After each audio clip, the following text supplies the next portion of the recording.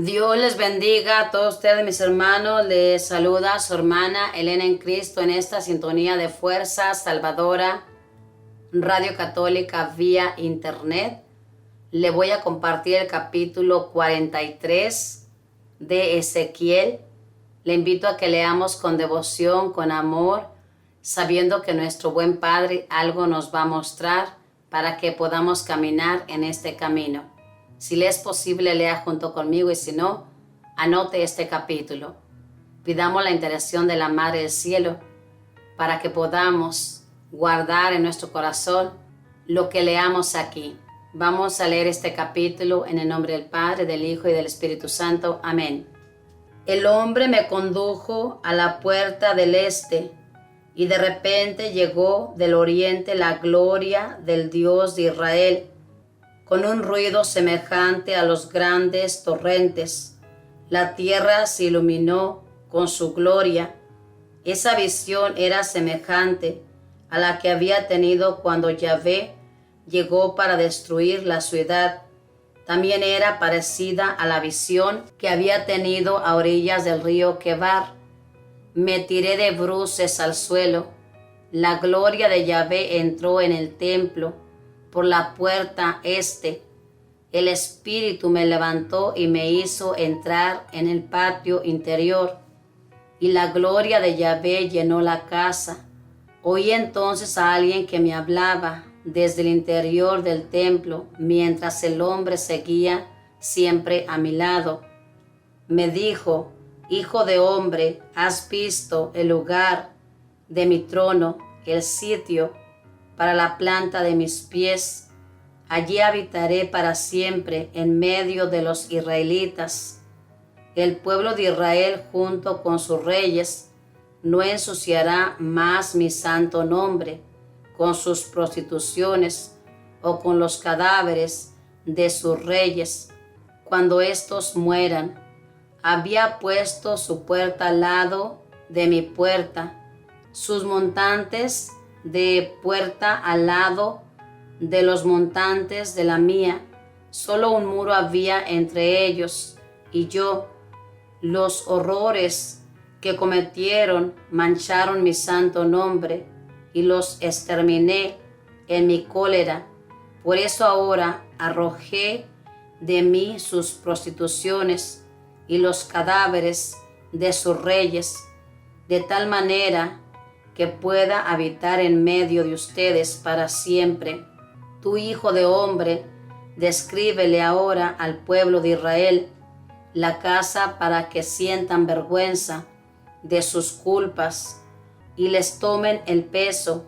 Si se avergüenzan de todo lo que han hecho, dibujarás la casa y sus dependencias, sus entradas y sus salidas y todas sus decoraciones. Se las darás a conocer y pondrás por escrito ante sus ojos todos los reglamentos y todas las leyes de la casa para que las observen y las pongan en práctica. Esta es la ley de la casa, todo su territorio, en toda su extensión, en la cumbre de la montaña, es un lugar santísimo. Estas son las dimensiones del altar en codos del templo. Este codo vale un codo ordinario y un palmo. El basamento completo es de un codo de alto y uno de ancho, con un borde exterior de un palmo. El altar se levanta de este modo. El zócalo inferior tiene 2 codos por encima del basamento, dejando un codo de ancho, y la altura es de 4 codos, desde el pequeño zócalo hasta el grande zócalo, dejando también un codo de ancho. El fogón está 4 codos más alto, con sus 4 cuernos hacia arriba. El fogón es cuadrado, con 12 codos de largo por 12 de ancho. El gran zócalo tiene 14 codos de largo por 14 de ancho. El pequeño zócalo tiene 6 codos de largo y 6 de ancho.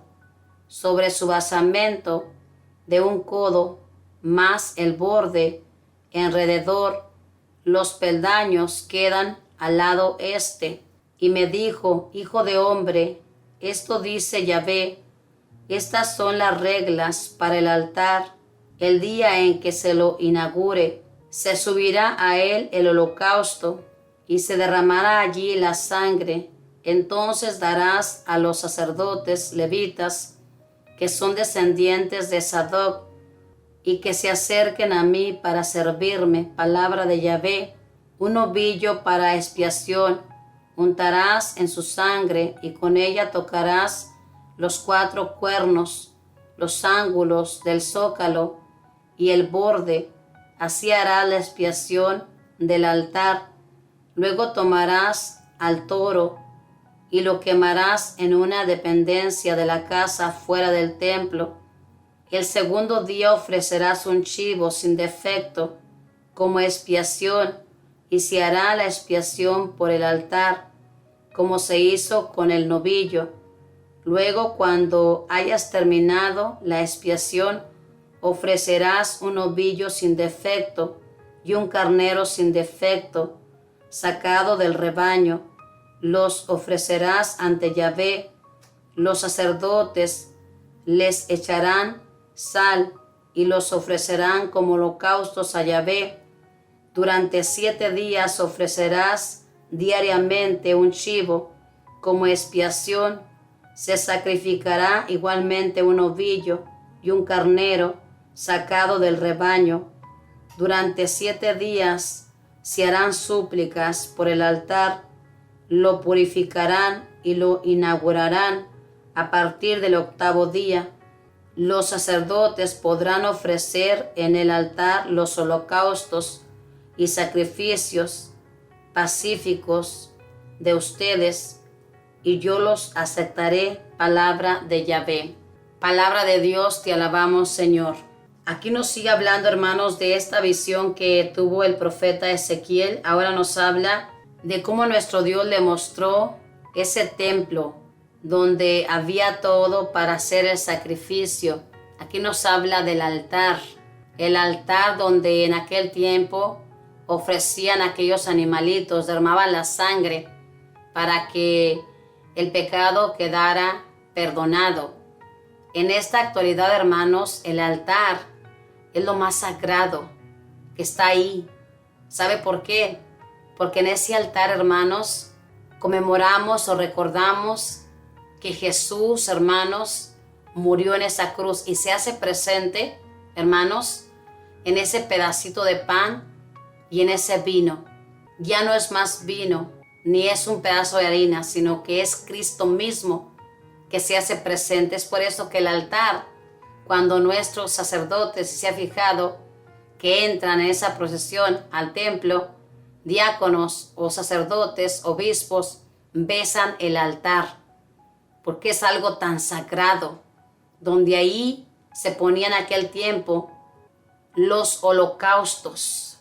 Y en esta actualidad, el cuerpo de Cristo. Ahí se pone el cuerpo de Cristo, ahí está el cuerpo de Cristo. Cuando los sacerdotes, con el poder del Espíritu Santo, consagran, ponen sus manos, eso que han puesto ya es el cuerpo de Cristo. No lo podemos mirar nosotros, pero ahí está. Así que yo le invito a que vayamos a ese templo que se le mostró al profeta Ezequiel y que él mismo les anunció a ese pueblo para que este pueblo cuidara de este pueblo, porque Papá Dios quería habitar en medio de ellos. Él quería estar ahí, pero tenían que estar limpios. En aquel tiempo tenían que purificarse. Ahora en esta actualidad, hermano, nuestro Dios, amado Jesús, está en ese tabernáculo. Se quedó en la Eucaristía y nuestro Dios está en medio de nosotros. Camina con nosotros. En ningún momento Él nos deja solos y está en la Eucaristía. Son tan pocas personas, hermanos, que creen esto. ¿Y sabe por qué le digo esto? Porque muy pocas personas vamos a la Santa Eucaristía. La mayoría anda en las tiendas disfrutando en ese día de descanso sin dedicar un tiempo para nuestro Dios, porque no cree que Jesús está en la Eucaristía. Es algo triste, hermanos, pero esto es verdad. Yo soy testiga de que Jesús está en la Eucaristía. Yo he visto la sangre de Cristo. Por eso yo creo, hermanos, y además, aunque no lo hubiera visto, Jesús dijo, este es mi cuerpo, esta es mi sangre. Y si Él lo dijo, así es.